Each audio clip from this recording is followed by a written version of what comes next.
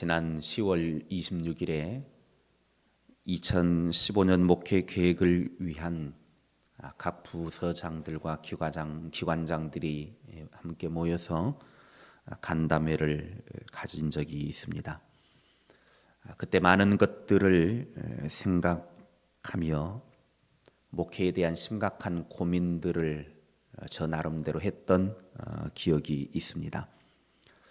여러 가지 이야기들을 나눈 것들 중에서 주일 예배와 관련되어진 장로교 전통 방식으로 다시 돌아갈 것이냐, 아니면 지금처럼 찬양 예배로 계속할 것이냐의 논의가 있었습니다. 거기에 모여있는 대부분의 많은 사람들이 현재의 찬양 형식으로 드리는 예배가 훨씬 은혜롭고 또 앞서고 있고 좋은데 왜 굳이 옛날 방식으로 돌아가려 하느냐, 딱딱한 그 방식으로 돌아가려고 하느냐 하는 분들이 많이 계셨습니다. 더 발전하고 전진해야 하는데 굳이 후퇴할 필요가 있느냐라고 말하는 분도 계셨습니다. 저는 오늘 본문의 말씀을 묵상을 하면서 그때 간담회 하면서 나누었던 대화들을 생각을 해보고 그 자리에 앉아서 함께 말들을 나누던 사람들의 표정들 또 말들을 다시 한번 생각해 보았습니다. 더 좋은 것을 가졌으면 그 좋은 것을 갖고 누리려고 하는 사람이 있는가 하면 좋든 말든 그냥 귀찮아하는 사람들도 있더라는 것입니다. 마태복음 13장에 보면 밭을 갈던 한 사람이 그 밭을 갈다가 밭에 보물 상자가 있는 것을 발견하게 됩니다. 그래서 이 사람이 그 밭을 갈다가 보물 상자가 있는 것을 발견하고 난 다음에 이걸 내 거 만들어야 되겠다. 왜 주인이 없는 그 밭에, 물론 밭은 주인은 있지만 그 주인이 아직까지 그것이 있다라고 하는 걸 모르기 때문에 이걸 내 걸 만들어야 되겠다. 방법은 이 밭을 내 것으로 만들면 되지. 그래서 그 밭에 있는 보물을 다시 캐내지 않고 덮어놓고 집에 돌아가서 재산들을 정리해가지고 그 밭을 많은 돈을 주고 구입을 하게 됩니다. 왜 이 사람이 자기 집에 있는 많은 재산들을 처분해서 그 밭을 삽니까? 이유는 단 하나입니다. 그 재산보다 더 많은 보물이 그 밭에 있기 때문에 그 밭을 사면 그 수많은 보물이 나의 것이 되기 때문입니다. 그래서 더 가치 있고 더 좋은 것을 위해서 재산을 정리를 하는 것입니다. 그래서 그는 모든 것을 다 팔아서 보물을 자기의 것으로 만드는 이야기를 예수님께서 천국의 비유로 말씀을 해주고 있는 것을 보게 되어집니다.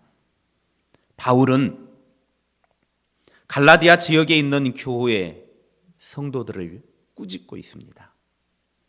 당신들이 하나님을 알지 못했을 때에는 존재하지도 않는 각종 신들의 노예의 삶을 살았었는데 이제 하나님을 알고 하나님의 백성이 되었음에도 불구하고 왜 다시 옛날로 다시 율법으로 돌아가서 율법을 지켜야만 구원을 받는다고 그렇게 옛날로 돌아가려고 하느냐? 하나님을 알고 하나님 때문에 구원을 받았다고 하면, 차원 높은 수준의 예수 그리스도를 통하여 구원을 받았다고 하면 그것이 훨씬 수준 높은 것인데 왜 저 하버린 율법을 지켜야만 구원을 받는다라고 하는 그 옛날로 돌아가려고 하느냐? 그들의 잘못된 신앙의 모습들을 꾸짖고 있습니다.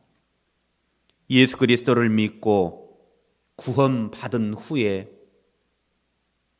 여전히 유대인들이 전통적으로 지키고 있는 금식일과 안식일, 그리고 매월 초하루에 드리는 월삭과 반복되는 절기들을 율법적으로 지켜야 구원받는다는 옛날로 후퇴하고 있는 그들의 잘못된 모습을 지적하고 있습니다.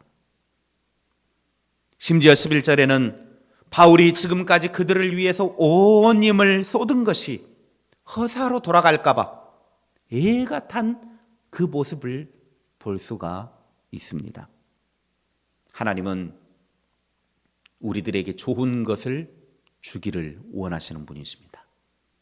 할 수만 있으면 더 좋은 것을 주시고자 하시는 분이 우리 아버지 하나님이십니다. 마태복음 7장 11절에 너희가 악한 자라도 좋은 것으로 자식에게 줄 알거든 하물며 하늘에 계신 너희 아버지께서 구하는 자에게 좋은 것으로 주시지 않겠느냐. 악한 인간의 아버지들도 자기 자식들에게 좋은 것을 주려고 그러는데 하늘에 계신 너희 아버지는 그 자식들에게, 구하는 자들에게 왜 좋은 것을 주시지 않겠느냐. 악한 인간도 그러는데 어느 부모가 자기 자식에게 좋은 것을 주지 않으려고 하는 부모가 있겠습니까? 나는 못 먹어도, 나는 못 입어도, 나는 안 써도 내 자식에게는 더 좋은 것을 주려고 하는 게 부모의 심정 아니겠습니까? 저희 둘째 아들이 시계가 필요하다고 시계를 사달라고 한동안 막 조른 적이 있었습니다. 불과 몇 달 전 이야기입니다. 이게 조금 여러분 시계를 사보신 분은 알겠지만 조금 마음에 드는 시계는요 15만 원이 넘어갑니다. 뭐가 그렇게 비싸는지. 조금 마음에 드는 거는 값이 비싸요. 그렇다고 그럼 비싼 시계를 사줄 수는 없고, 그래서 제가 시계를 사주려고 하도 졸라대니까, 좌우지간 졸라대면 멸치도 아닌데 달달 볶아대니까 귀찮아가지고라도 사주게 되는데 비싼 건 사줄 수도 없고, 그래서 제가 인터넷에 들어가가지고 사주는데, 제 거 이 시계가 남들이 보면 막 비싼 건 줄 아는데 18,000원밖에 안 합니다. 인터넷에 들어가서 사면 아주 싸요. 엊그저께 노예에 갔더니 어떤 목사님이 와, 나 시계 비싸 보이네요. 좋은 거네요. 인터넷에 가면 18,000원. 당신 거 보니까 당신은 막 몇십만 원짜리더만. 아들이 하도 사달라고 그래가지고 나는 18,000원짜리 시계 차고 다니는데 인터넷에 들어가가지고 싼 거 사준다고 사주는데도 나는 18,000원짜리지만 내 아들은 6만 원짜리를 사주게 되더라는 거예요. 그것도 할인 막 70% 할인 받아가지고 6만 원이에요. 그러면 상당히 좋은 겁니다. 나는 18,000원짜리 시계 사지만 자식은 6만 원짜리 사주게 되더라는 거예요. 이게 부모의 심정이죠.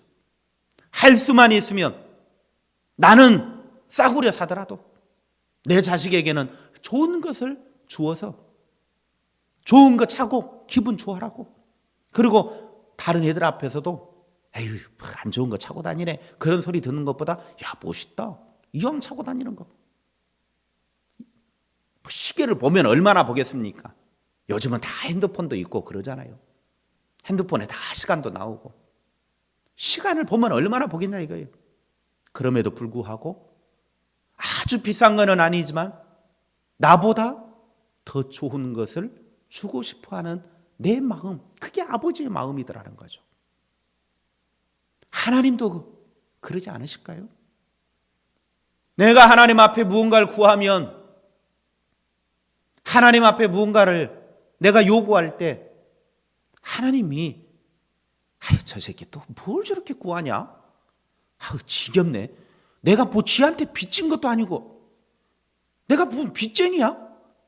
그러면서 하나님이 도망가는 하나님이 아니라 하나님은 할 수만 있으면 좋은 걸 주려고 하지 않겠습니까? 오죽했으면 악한 인간들도 지 자식한테 좋은 거 주려고 그러는데 너희 아버지 하나님께서 구하는 자에게 좋은 거 주시지 않겠느냐? 예수님이 그렇게까지 말씀하셨겠습니까? 하나님께서는 자녀된 우리들에게 더 좋은 것으로 채워주시기를 원하시는 분이십니다. 할 수만 있으면 더 좋은 것을 주고자 하는 그 마음이 하나님 아버지의 마음입니다. 1948년 여순 반란 사건이 터져서 공산당한테 큰아들과 작은아들을 잃은 손양원 목사님이 두 아들을 장례식을 치르면서 그 장례식 때 9가지 감사로 거기에 모인 조문하고 하러 온 그 사람들에게 인사를 하는 것을 보게 되어집니다. 9가지 감사. 자식을 잃은 아버지가 장례식을 치르는 자리에서 감사를 하는데 9가지의 감사를 하면서 그 중에 6번째 감사가 이런 내용입니다. 미국 가려고 준비하던 아들이 미국보다 더 좋은 천국 갔으니 내 마음이 안심되어 더욱 감사합니다.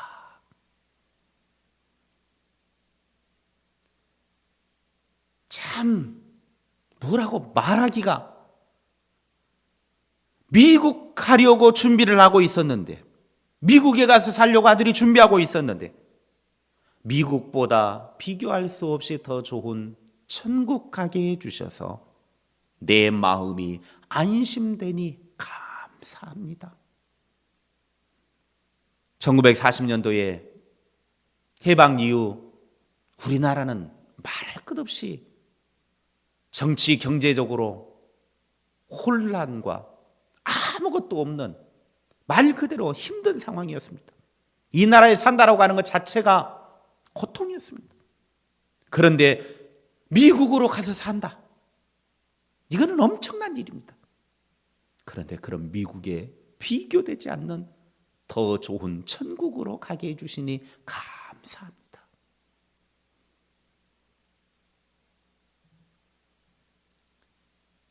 어떻게 보면 자식을 잃은 그 아픔이 더 클 텐데, 또 한편으로는 내가 이 자식을 위해서 해주면 뭘 얼마나 해줄 거고, 이 나라에 살아가면서 이 자식이 뭘 얼마나 누리고 살겠느냐, 그것과 비교되지 않는 염려, 근심, 걱정 없는 천국에 가서 사니 얼마나 좋냐. 그러니 더 차원 높은 것을 생각하니까, 더 좋은 것을 생각하니까 감사할 수밖에 없더라는 것입니다. 개를 기르고 있는 분이 어느 날 가만히 개를 쳐다보니까 먹을 것이 전혀 없는 소뼈다귀 하나 붙들고 그것이 세상의 최고인 것 마냥 그거 딱 입에다 물고 놓지를 않는 겁니다. 그래서 주인이 좀 불쌍해서, 아이고 그 뼈다귀 아무리 뜯어봐야 먹을 것도 안 나오는데 그것만 붙들고 있는 것이 조금 불쌍해 보여서 살점이 붙은 다른 뼈다귀를 주려고 그걸 아무리 뺏어도 이 개가 그걸 놓지를 않는 겁니다. 뺏기지 않으려고 그냥 막 발버둥을 치는 겁니다. 이 멍청한 놈이 주인의 마음을 모르는 거죠. 아무리 주인은 살점이 붙은 뼈다귀를 주려고 그걸 이렇게 뺐는데도 그걸 물고 절대 내놓지를 않는 겁니다. 그것에 집착해서 살점 하나 없는 뼈다귀를 포기하지 않는 거예요. 그래서 더 맛있는 걸 주려고 해도, 살점이 붙은 고기를 주려고 해도 받지를 않는 것입니다. 하나님께서는 죄를 버리고 회개하여 하나님의 자녀가 되면 더 좋은 것을 주시는 분이십니다. 그래서 더 좋은 것을 하나님이 우리에게 주시면 과거에 저 핫발이 되는 거는 다 버리면 되는 거예요. 그런데 우리는 그 옛날 것도 다 가지고 있죠. 쌓아놓고 또 쌓아놓고, 그래서 나중에 그냥 막 가득 채워가지고 그냥 어디 소굴처럼 만들어 놓죠.